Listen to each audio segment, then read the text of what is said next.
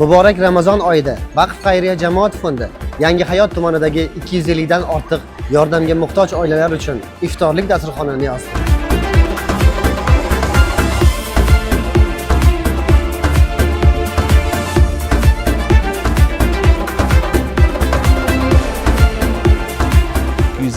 Nafar kam ta'minlangan, boquvchisini yo'qotgan oilalardan vakillarni taklif qilganmiz.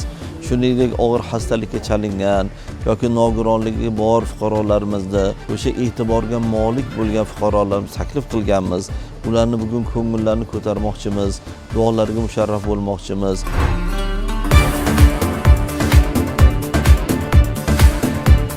Bugun taklif qilgan mehmonlarimizga biz alohida ro'zg'or ashyolari, oziq-ovqat mahsulotlarini ham eng yaxshilaridan, eng sifatlilaridan tayyorlab kelganmiz. Bayram kunlari bular dasturxonlar to'kin bo'lsin. Xalqimiz, namozxonlarimiz, musulmonlar duoda inshaalloh Vaqf xayriya fondini ishlariga rivojlantiramiz. Muhtaram prezidentimizni mana shunday qilayotgan ulug' ishlarni Allohim o'zi muvaffaqiyat bersin. Ularni ko'ngli yarim, savob ishni har kuni har kim qilish kerak deb o'ylayman. Tadbirlarimiz juda yaxshi o'tdi. Rahmat. Juda ham xursandman. Ehsonga hissasini qo'shgan homiylarga o'z minnatdorchiligimizni bildiramiz.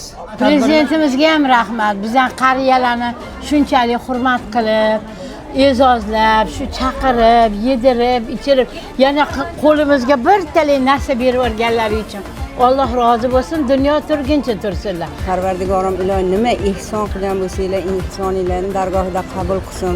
Prezidentimizning tashabbuslari bilan Vaqf jamoasiga ham katta rahmat deymiz. Bizning davlatimiz ham omon bo'lsin. Har yili o'sha Ramazon oylariga o'ynab kulib yetishlar hammamizga nasib ro'za aylasin. Hammangizga kattakon rahmat, ishinglarni rivojlantirsin. Alloh amin.